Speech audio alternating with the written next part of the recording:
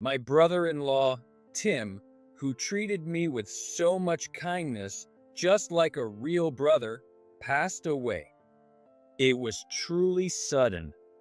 In Tim's casket, there were beautiful flowers, mementos, and family photos. As I glanced at one of the photos inside the casket, I noticed a clearly malicious photo. At that moment, I was certain Tim didn't take his own life. He was murdered by someone. Then I remembered something Tim had said to me. If anything ever happens to me, I couldn't just sit still and dashed out to the company. Yes, that's it. I ran as fast as I could and finally reached the company where. My name is Mike Murphy. I'm just an ordinary office worker. A few years ago, I married Emily, who works at the same company, and we've been living a happy life. However, Emily is not an ordinary office lady. She's the daughter of the company's president. When you hear president's daughter, you might imagine someone snobby and spoiled, but Emily is the exact opposite. She's calm and kind. She's always smiling and has established herself as the soothing presence in the office. Everyone says, when you're feeling down, just look at Emily's smile and you'll feel better. Since I'm just an ordinary office worker who happened to marry the president's daughter, my colleagues and other employees often tease me, saying, "You'll be the next president, won't you?" But of course, such a story-like scenario is highly unlikely.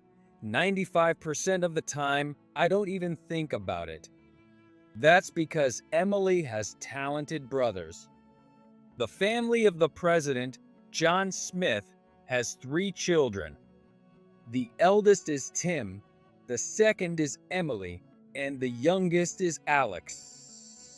Naturally, the whispers about the next president candidate often revolve around Tim and Alex.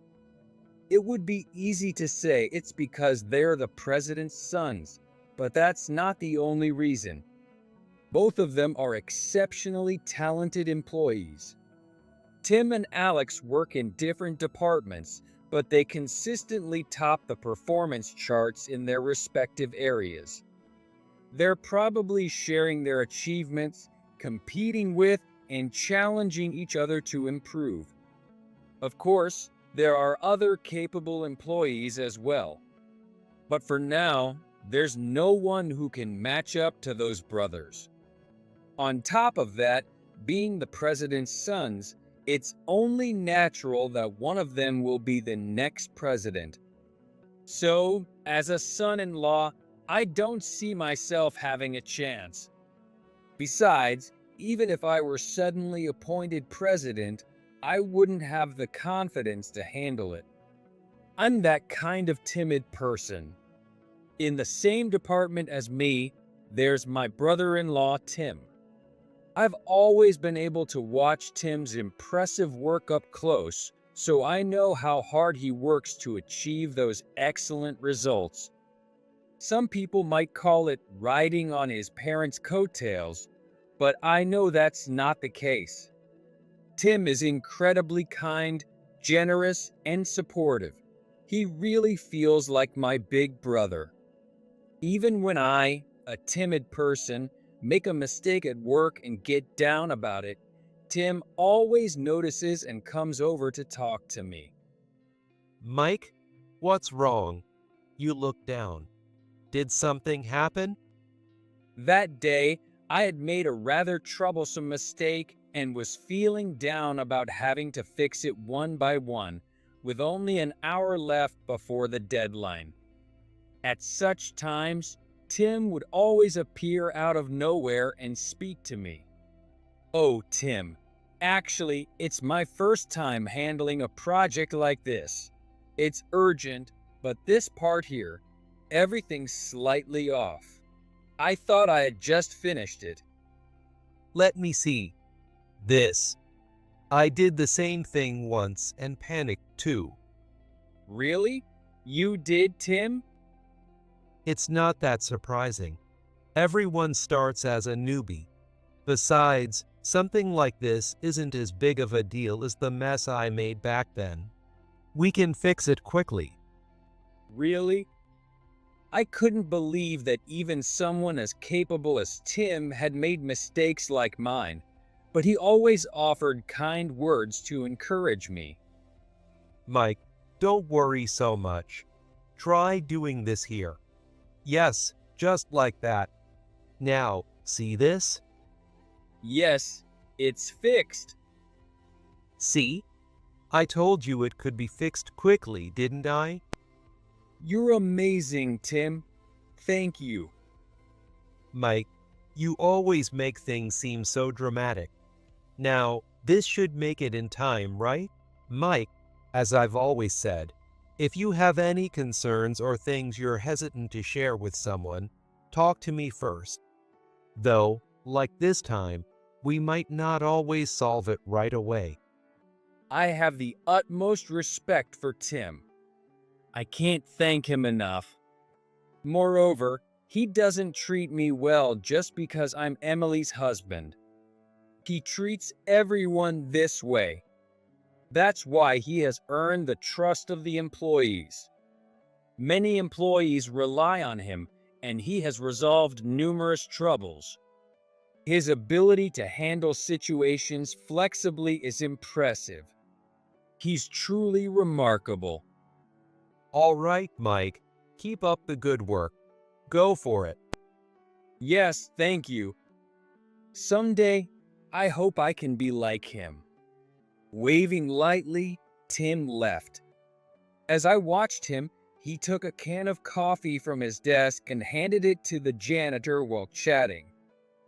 Kenny, thank you for always keeping things clean. Here, this is for you. Hi, Tim. You always treat me well. I think I've received as many coffees from you as my salary. The janitor laughed heartily. His name is Kenny. He's been working as our janitor for decades, and Tim, Emily, and Alex have known him since they were kids. That's an exaggeration. I appreciate all you do. How about we have lunch together on your day off? Tim, I don't want you to treat me or do anything special. Just talking to me and being kind like this is enough to make my job worthwhile.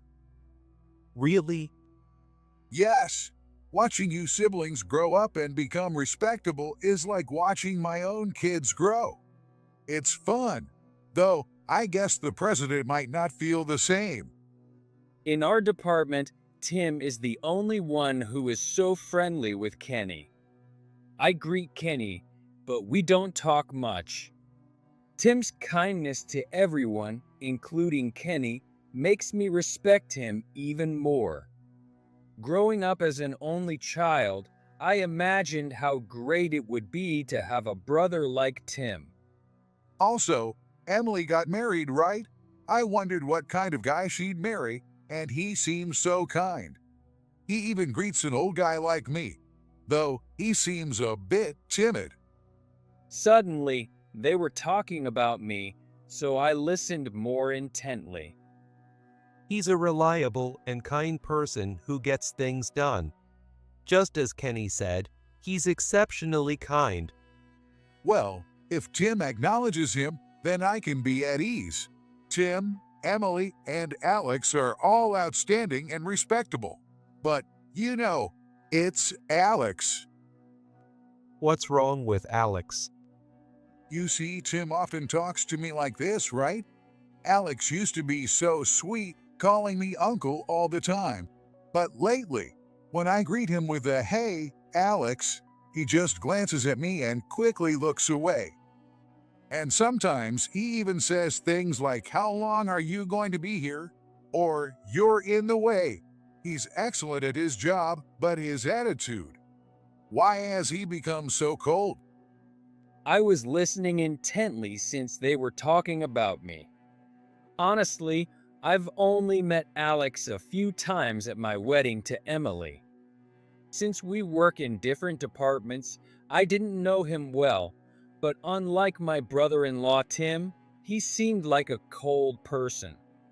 But Tim is so kind, and Emily is so gentle. Could their brother really be like that? It was hard to believe. One day, I forgot all about those rumors. Significant projects landed in my department. This project was said to have the potential to greatly influence the company's future.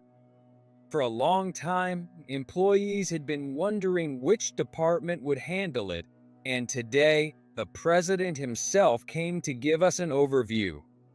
During his explanation, the president, John, said, If this project succeeds, I'm considering passing the CEO position to my eldest son, Tim. Hearing that, the employees, including myself, exclaimed, "Oh, it's not that we dislike the current president, but if this project's success meant Tim would be the next president, we'd be thrilled." For those of us who have worked in the same department as Tim, having someone like him who genuinely engages with each employee and is considerate become the president would be a dream come true. The company's future would surely be secure. Our department, which admired Tim, united wholeheartedly to support him and ensure the project's success. At first, Tim said, Prioritize your work. but as days went by, he began relying on our enthusiasm. "Tim, here are the results of the research you requested." Oh, thanks. Let's see. Yes, Mike, your reports are always so clear and easy to understand. It's really helpful, thank you. "Come on, you taught me how to organize them like this, Tim." Sure, I taught you the basics, but here, you added your own touch, didn't you? These little details are important, and that's what makes your reports great. You noticed it, right? It's a bit embarrassing when you say it like that. There's nothing to be embarrassed about. Over the years, I've taught the same method to many people, not just you, Mike. Some might say I'm biased, but honestly, your reports are the clearest and easiest to understand. So be confident. I'm counting on you from now on too. Yes, thank you. No matter how busy Tim was, he never ended a conversation with just a few words. He always found something good about the person and praised them. This way, he motivated the employees and truly engaged with each one. Seeing Tim's attitude made us all want to work harder. About a month later, it was the day of the project presentation. Tim delivered a flawless presentation with confidence, earning a huge round of applause. The project was a success, and the president officially announced, I will nominate Tim as the next CEO at the upcoming shareholder meeting. We had all supported Tim, but this time, it was truly his character that led to the project's success. "Tim, you did it. You're finally going to be the CEO. I knew you could do it." Mike, thank you so much. This success is because of everyone's cooperation, especially yours. I can't thank you enough. Tim, while being humble, had a sparkle in his eyes. Experiences like this don't happen often in a lifetime. Seeing Tim's genuinely happy expression moved me deeply. There's no need to thank me. Seeing how you work, anyone would want to follow your lead. Just then, a female voice called out. Hello. Looking towards the voice, I saw my wife Emily and my brother-in-law Alex. Seeing Alex reminded me of what Kenny had said about him, making me a bit wary. Hey, Tim. Oh, Mike, too. I heard about it. Amazing job. Congratulations, Tim. Emily and Alex, you came all the way here? I'm sorry, you must have work to do. Come on, Tim. Our family's eldest son becoming the next CEO is a big deal. We had to be here. Congratulations. I don't think I could ever catch up to you. Alex spoke to Tim with a smile. Towards the end, his expression seemed to darken a bit. But, contrary to Kenny's gossip, Alex didn't seem like a cold person. I decided not to think too deeply about Kenny's rumors. One day, a while later, today was my day off. The big projects was over, work had settled down, and we were free from the hectic days. Feeling drained, I was lounging lazily on the couch at home. I heard the buzz of a vibrating smartphone. Is it mine? I looked at the table behind me and saw that it was Emily's phone ringing. She answered it as usual. Hello, this is Emily. She replied cheerfully at first, but her voice gradually grew quieter. That's what I thought, but Emily's voice gradually became quieter. She kept repeating responses like huh and what, as if she didn't understand. Sensing something was wrong, I looked at Emily, and her face had turned pale as if she was about to faint. She was responding in a daze. When the call ended, she dropped her phone. Emily, are you okay? What's wrong? I cautiously approached Emily, and she stared into the distance, her expression unchanged, tears streaming down her face. Emily, get a grip. Are you okay? What happened? Did someone say something to you? I had never seen Emily like this before. Not knowing what to do, I desperately wanted her to speak and kept asking questions. Then, in a strained voice, she mumbled something. Emily, I'm sorry. What did you say? My brother Tim is dead. In a daze, I hurriedly put Emily in the car and drove to my in-laws' houses. I couldn't comprehend what was happening. Did Tim have a medical condition? No, I had never heard anything like that. Emily had never mentioned it either.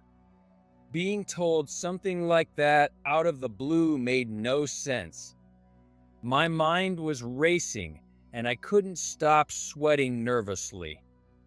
What on earth had happened? The Tim I respected so much. When we arrived at my in-laws' house, my mother-in-law greeted us immediately. Seeing our pale faces, she seemed to understand why we were there. She invited us to sit on the living room sofa, and we sat down. It's about Tim, right? My mother-in-law said, and Emily and I urgently asked her what had happened to Tim. My mother-in-law began to speak slowly. She occasionally teared up, looking deeply pained. As unbelievable as it was, Tim was undoubtedly dead. He had been found bleeding behind the company building and was immediately taken to the hospital, but he was pronounced dead on the scene. It appeared that Tim had jumped from the company building. There was a note, and from its contents, it was concluded to be a suicide. It was suspected he jumped because it happened in a blind spot of the security cameras. In other words, Tim jumped without anyone seeing. Tim, why did you do such a thing? With his appointment as the next CEO, the employees, and surely Tim himself, were looking forward to the company's future. Why now, just when everything was about to begin? But the dead tell no tales. Why he chose to leave this world so suddenly, I couldn't understand. Was Tim struggling with something? Even though I was so close to him, I only relied on him and couldn't truly help him. I couldn't do anything. And then the day of his funeral came. Many people attended the funeral of the well-liked Tim. In addition to my in-laws, my family, and all the employees from Tim's department were present. Kenny, the janitor, was also there, looking extremely upset. He had lost Tim, someone he was very close to. His grief must have been immense. Even now, a few days later, everyone looks somber. Part of me still thought that Tim might just walk into the office one day as if nothing had happened. I approached Tim's casket. Inside, along with Tim, were beautiful flowers and mementos. I wished he would wake up and say it was all a prank. As I looked at Tim's peaceful face and felt the deep sorrow overwhelming me, I suddenly noticed a family photo in the casket. I had heard that placing a photo in the casket means taking those pictured with you to the afterlife. I never believed in such superstitions, but if it turned out to be true and I lost anyone else, I didn't think I could handle it. I picked up the photo to take a closer look. It showed my in-laws, Emily and Alex. But one face was blacked out with a marker. In the family photo, Tim's face was deliberately blacked out. I see. I was convinced. At that moment, I had no evidence, but I knew it. Tim didn't take his own life. Someone killed him. Someone made it look like a suicide. Believing this wholeheartedly, I couldn't sit still and ran to the office. Yes, that had to be it. I hadn't run this hard since I was a student. When I finally reached the office, I headed straight for Tim's desk. It hadn't been cleared yet. I opened Tim's laptop and powered it on. Before his death, Tim had given me a note out of the blue. Mike, here. Can you keep this for me? Tim, what's this note for? It's a sign of trust. It's my computer password. What? Why are you giving me something so important? In case something happens to me. Tim's smile had turned oddly serious. Looking back, maybe he had sensed something. Come on, Tim. Don't say things like that. Just kidding. But, you know, if I get sick or something, I might need you to send some data. You should manage it yourself. Are you sure you trust me with this? Come on, just keep it. You might not need it, but just in case, okay? Hold on to it. If you insist, but I'm scared I might accidentally delete something important. I hope the day never comes when I have to use it. I hope so too. I quickly searched my desk drawer for the note Tim had given me. With trembling hands, I entered the password and started searching through the many files for any clues.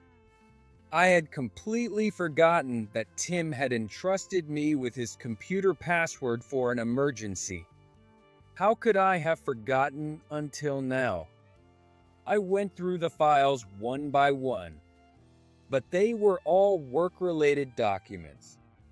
Tim had handled a lot of work, so there were numerous files. It seemed like a small chance. Just as I was about to give up, I found a 15-minute audio file. All right, I'll listen to this while continuing my search. I connected my headphones and played the audio. I could hear some rustling noises and then Tim's voice. And the person he was speaking to seemed to be Alex. Hey Tim, you gotta understand. Just because that succeeded doesn't mean I'm not the more capable one. Stop clinging on and give me the CEO position. Seriously, the voice I heard was Alex's, but it was filled with resentment, nothing like the kind and supportive brother who had celebrated Tim's appointment as CEO. Yeah, Alex, you are talented, and I think I understand what you're trying to say. So you're finally stepping down. Do you know how many years I've waited for this? No, Alex, that's exactly why I can't hand over the CEO position to you. Damn, you son of a. Tim spoke calmly, trying to reason with Alex. Even when Alex intimidated him, his tone remained unchanged. Alex, your skills are essential to this company. Many rely on your capabilities. But I love this company and the employees. I want to cherish them. That's why. Shut up. You keep spewing that nonsense. If you could protect the company with such naive thoughts, you might as well be playing house. Alex, please, think it over calmly. Fine. I got it.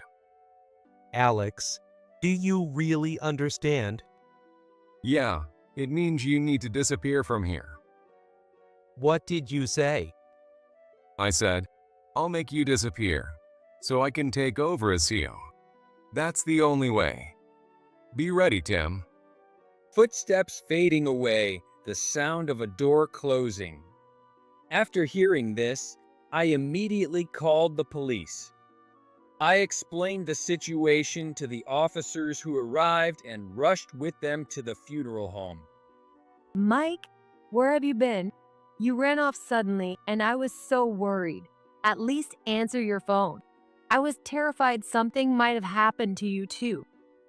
As soon as I returned to the funeral home, Emily ran to me, tears in her eyes. Emily, I'm really sorry. I didn't mean to worry you at a time like this, but I had to find out something about Tim. Emily, noticing the police officer standing beside me as I desperately apologized, gasped and bowed slightly to the officer. Something concerning. And you brought a police officer here? What's going on? Please, come with me for a moment. I led Emily and the officer to where Alex was. Alex, can we talk for a minute? I called out to Alex, who was sitting on a folding chair and staring into the distance. Alex turned his head towards me. When he saw the police officer behind me, his eyes widened slightly and he flinched, but then he asked suspiciously, What do you want? Alex, it was you, wasn't it? What are you talking about? You killed Tim. It was you, Alex. My voice, strained and desperate, came out louder than I intended. Everyone in the room heard me and turned to look. The room fell silent. Wait. No.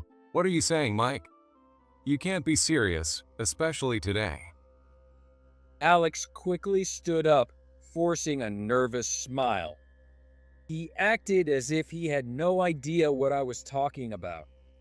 Don't play dumb. There was a recording on Tim's computer of your conversation. You pressured him to give up the CEO position, and you even said you'd make him disappear if he didn't. As I spoke, Alex looked uncomfortable, but he quickly returned to his "I don't know anything" expression and started speaking smoothly. Come on, Mike, calm down. Even if I said that to Tim, do you have any concrete evidence that I actually killed him? Any records like that recording? I was stuck. Indeed, I didn't have definitive proof that Alex killed Tim. The room was silent. Desperately trying to think, I suddenly heard a loud voice from across the room. I saw it. Alex, I saw him. The voice came from Kenny, the janitor. Damn it. That old man, Kenny. Alex muttered under his breath. Kenny continued speaking loudly. I saw it. Alex called Tim to the conference room and they were talking. I was curious and pretended to clean the hallway while eavesdropping. Then, suddenly, Alex started yelling. He said, "You damn brother, I'm more capable, yet you won't give up the CO position. I could just get rid of you right now." Then he kept pushing Tim until he was backed up against the window, and Alex opened the window and pushed Tim out. Everyone, including me, listened to Kenny's story, stunned and unable to hide our shock. But hearing this, Emily's anger flared and she began to cry out. Kenny, if what you said is true, why didn't you report it immediately? Why didn't you consult someone right away? Were you planning to keep silent until someone brought it up? Did you just watch and let Tim die? Emily, please forgive me. I never meant to let Tim die. Emily, please forgive me. Then why? Why didn't you do anything? Alex, he threatened me into silence. At Kenny's words, everyone turned to look at Alex again. I saw Alex push Tim out of the window. I was so shocked I couldn't move, and then Alex came out of the conference room and saw me. He asked if I saw what happened. I was scared and said no at first, but then he yelled at me until I admitted I saw it. Then Alex said this to me. Don't you dare tell anyone about this. If you do, I'll get you fired immediately. And it won't stop at that. I'll make sure you can't find work anywhere else. And you won't be able to live a normal life. It won't just be you. I'll drag your wife and kids into this too. I'll make them fly like I did to Tim. I'm old. I've been a janitor here for a long time. If I got fired from here, I wouldn't be able to find another job easily, and I couldn't survive. And worse, my wife and kids could suffer because of me. So I was terrified. Looking back, I should have had the courage to tell someone. I'm such a fool. Please forgive me, Tim. Kenny collapsed into tears. Meanwhile, Alex looked guilty and stared at the floor. He muttered, "Damn it," and began to speak softly. I've been compared to my brother Tim all my life. Since we were kids, I could never beat him. It was frustrating. Why should I always be compared to him just because I was born a little later than such a talented guy? I could never win, so I worked insanely hard. I pushed myself to the brink of death with work. But no matter how well I performed and surpassed him, our parents always saw him as the CEO. Isn't that unfair? The best person should be the top of the company. So I told Tim that, but he wouldn't acknowledge it. He wouldn't step aside, so I had to make him understand. But he never did, so I had no choice but to get rid of him. I did it for the company, to keep it performing well and progressing. Alex. I interrupted Alex, who was talking about his jealousy towards Tim, and sat him down, saying I had something important to tell him. I found this document on Tim's computer. When I was going through the files, I found a message addressed to you. Please read it. I handed Alex the printed document. To Alex, if you are reading this, I am probably no longer in this world. I don't like to think about it, but... The document began with this line and contained Tim's thoughts on how he wanted Alex to lead if he became CEO. I want you to be a kind leader. Talent alone won't make employees follow you. Employees are the company's treasure. You're talented enough to do this. It shouldn't be too hard for you. So, be kind and considerate. If you can become such a person, I will gladly support you as the CEO. And if I could be there with you, we could grow the company together. As Alex read the letter from Tim, tears streamed down his face. Tim always praised you as being very talented, Alex. Hearing my words, Alex collapsed to the ground, crying loudly. Tim, I'm so sorry. He kept crying and apologizing. Alex was then taken away by the police. In the trial that followed, Kenny and I testified as witnesses. Kenny's testimony was decisive, and Alex was found guilty. Some time passed, and you might wonder what happened to the CEO candidate. Well, it came to me, with Tim gone and Alex serving his sentence. My wife Emily has been mentally affected by the whole incident and is currently on leave. Therefore, being the one closest to Tim, who learned a lot from him, I, Emily's husband, was promoted to department manager and became a candidate for the CEO. Honestly, I never expected to be in this position, so I'm anxious. Especially because Tim isn't here to consult with anymore. Tim, do you think I can do this? I muttered, holding Tim's photo. You can do it. I heard Tim's voice behind me. I turned around instinctively, but Tim wasn't there. Mike, what should I do about this? Mike, I'm sorry, I messed up here. Mike, Mike, I prioritize being kind, supportive, and empathetic to everyone, just like Tim was. If I do that, even someone prone to mistakes like me can inspire everyone to work together, trust me, and follow my lead. If I can become a supportive manager and CEO. Watch over me, Tim. I placed Tim's photo on my desk and got back to work.